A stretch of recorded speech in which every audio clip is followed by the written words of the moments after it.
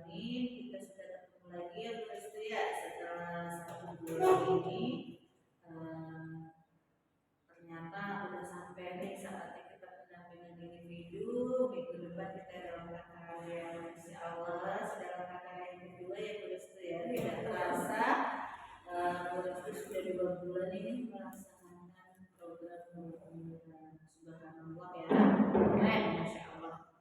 Nah, terus itu saya ingin menyampaikan untuk tujuan pendampingan individu yang kedua ini. Yang pertama, saya akan membahas tentang refleksi diri tentang lingkungan belajar di sekolah, kemudian refleksi perubahan diri setelah mempelajari modul 1.1, 1.2, dan 1.3, kemudian rencana merintis komunitas praktisi di sekolah, dan memfasilitasi diskusi visi dan pelepasan perubahan di sekolah. Jadi nanti guru itu tolong disiapkan 5 guru, boleh ada stafnya, semuanya guru, kemudian 5 siswa. Nanti kita akan berdiskusi dengan mereka dalam rangka untuk pelepasan perubahan, yaitu kita membuat visi untuk masa depan.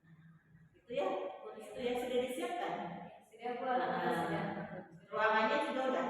Ya, sudah. Oke, nanti kita laksanakan diskusinya ya. Baik, yang pertama kita akan langsung saja ya refleksi diri tentang lingkungan belajar. Bagaimana sih dukungan dari kepala sekolah terhadap pendidikan guru penggerak, dan bentuk dukungan itu seperti apa?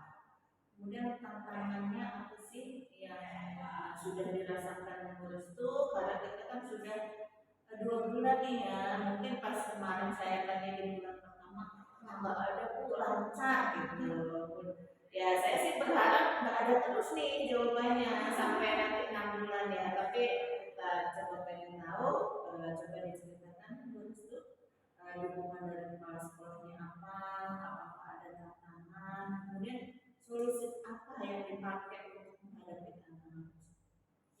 Ya baik, Maria, saya coba akan jawab ya. Kalau dukungan dari kepala sekolah, Maria, sebenarnya kepala sekolah sangat mendukung ya untuk mengembangkan dirinya di berbagai latihan atau pendidikan manapun, apalagi dari segi guru penggerak ya.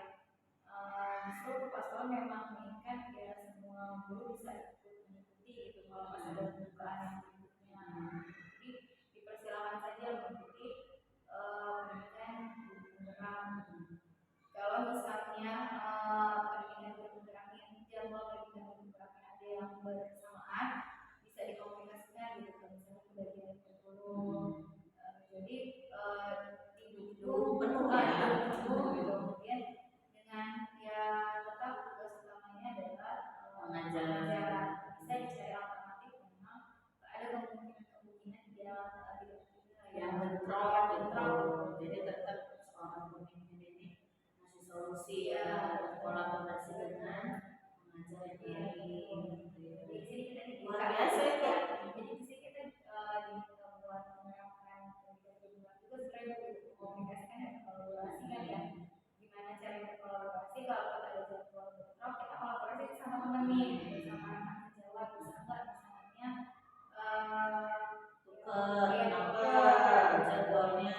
Iya betul. Dan itu yang saya rasakan, yang sering saya lakukan untuk di hampir 2 bulan ini ya gitu. Saya komunikasi sama anak sejawat, saya komunikasi terus sama kurikulum gitu. Terus saya ada jadwal nih di sini gitu, di hari ini terus saya ada kerja gitu, gimana ya baiknya saya jadi saling bertukar pikiran gitu, dan sampai menemukan solusi-solusinya. Jadi sebenarnya penuh sih. Alhamdulillah, luar biasa sekali. Tantangannya sudah ada sekarang, sudah menemukan. Dari awal tantangannya ada. Tapi kalau sekarang sudah mulai adaptasi, ya, bisa beradaptasi, sudah bisa mengelola gitu. Dan ternyata tantangannya tetap ada. Kalau dari saya pribadi ya, karena saya makin ke modul 1.4, modulnya sebenarnya makin seru gitu. Saya senang merasa bahagia gitu. Coba pas lihat ternyata ada part-part lebih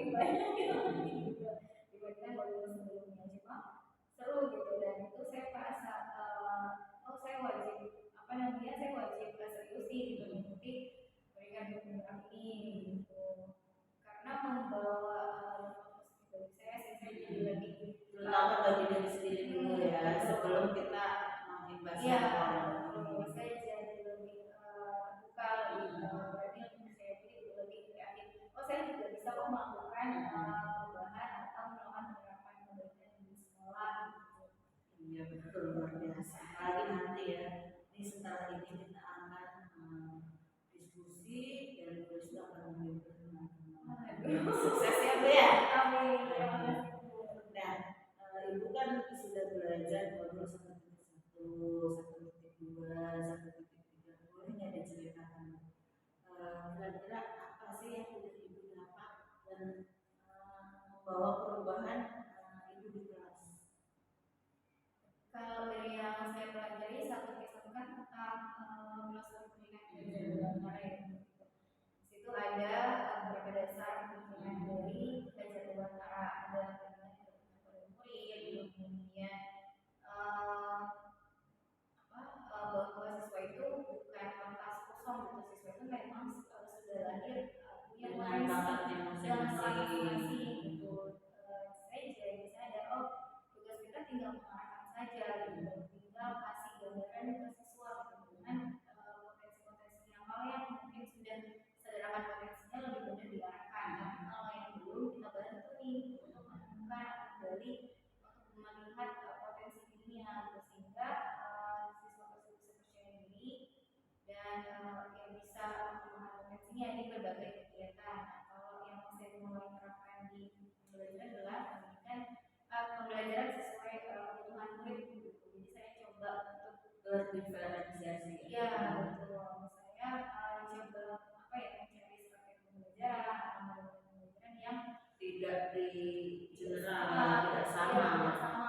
Gitu. Walaupun mungkin apa namanya pertanyaan-pertanyaan itu sama, tapi saya coba menerapkan kayak siswa bisa memilih gitu pertanyaan yang ingin dikerjakan sesuai dengan kemampuannya gitu. Dan kayak apa sih kebutuhan murid kadang kan bosan bu untuk belajar di dalam kelas, jadi saya coba untuk membawa keluar kelas gitu tetap terkontrol gitu di penduduknya jadi nggak yang kontrol sebelum menyampaikan sekarang guru kan bukan satu-satunya sumber akhirnya hanya fasilitator justru lebih menggali biar mereka menemukan sendiri. 1.2 dan 1.3 kalau 1.2 tentang nilai dan peran penggerak ya kalau nilai yang saya mulai terapkan pembelajaran yang berpihak pada murid kemudian perannya kepentingan pembelajaran dan juga nilai kolaboratif gitu reflektif. Nah biasanya saya suka terlewat tuh kegiatan refleksi di kelas gitu padahal ternyata penting banget biar kita tahu oh murid butuh apa nih untuk pertemuan selanjutnya atau murid tuh sudah senang justru memberikan ini ya ide kita iya jadi justru kita akan dapat apa ya ide atau umpan balik itu buat pertemuan berikutnya gitu sebenarnya saya terlewat karena saya sekarang coba menerapkan gitu kalau dalam penulisan apapun langsung disampaikan kepada apa di depan kelas gitu kemudian saya juga coba menerapkan apa peran kolaboratif ya begitu ya saya berkolaborasi sama mahasiswa untuk melakukan sesi pembelajaran buku gitu saya dan beberapa rekan isinya nih untuk apa ya mengajak siswa terkait peduli lingkungan gitu kita lagi mau mencoba dengan lahan yang ada kan memang kami masih punya batasan di lingkungan ya bu saya sekolah kami kita masih kerjasama masih ada apa namanya bermitra dengan yayasan yang lain jadi yang bisa dari apa ya dari tantangan itu kita bisa mencurahkan nih sehingga sekolah juga bisa hijau gitu itu kami lagi saya dan rekan saya lagi kolaborasi buat mengajak anak-anak membuat tanaman hidroponik nah itu baru iya kalau minimnya lahan itu hidroponik ya dan kami masih punya keterbatasan karena apa ya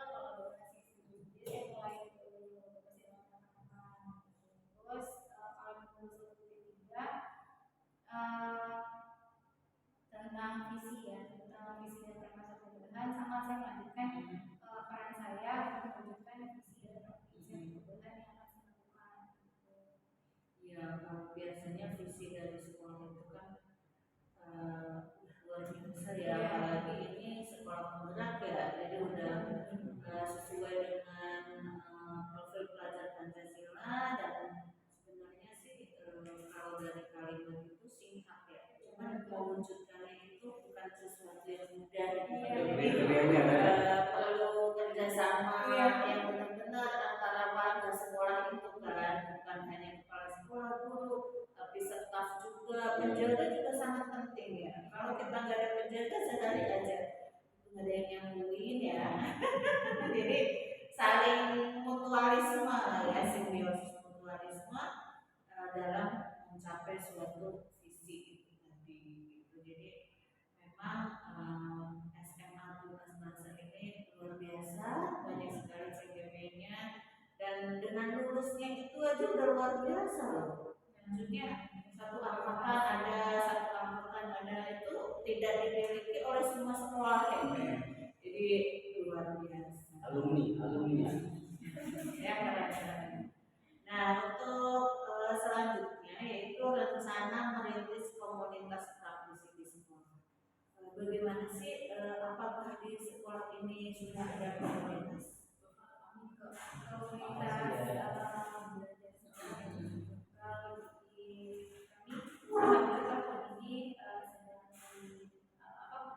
dimunculkan ya, baru diteruskan gitu. Sudah ada nama dan kayak bentuk semacam sistemnya gitu, kemudian Sudah didaftarkan di PNN? sepertinya masih proses Bu. Nanti tinggal di follow tuh. Iya itu tugasnya adalah kayak sepertinya CGP angkatan. Nah kalau saya sendiri belum